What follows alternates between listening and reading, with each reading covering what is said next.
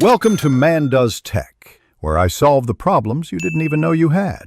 Download the Celsius WG widget package and unzip it into your website assets folder. Keep scripts, styles, and icons together.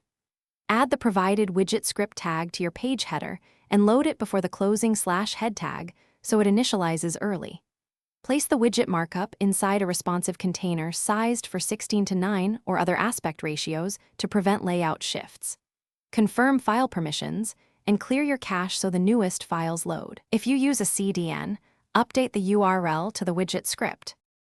Open the Celsius WG settings JSON and set default unit to prioritize Celsius display. Keep a fallback to Fahrenheit if needed. Set refresh interval to 300 to update readings every 300 seconds, which equals 5 minutes, and reduces API calls. Specify your API key and endpoint fields when connecting to live data, or toggle local mode true for static local data testing during development. Adjust decimal places to 1 for 1 decimal precision like 23.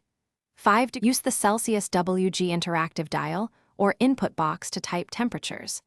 A quick check converts 32 degrees F to 0 degrees C and validates conversions visually.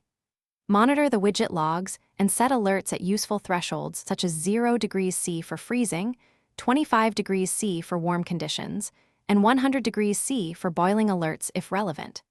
Test responsiveness on mobile and desktop. Update the widget weekly to pick up security fixes, and always back up your config files before applying new versions.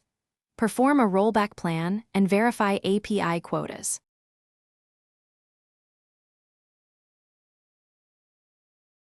Thanks for watching. If you found this helpful, don't forget to like and subscribe.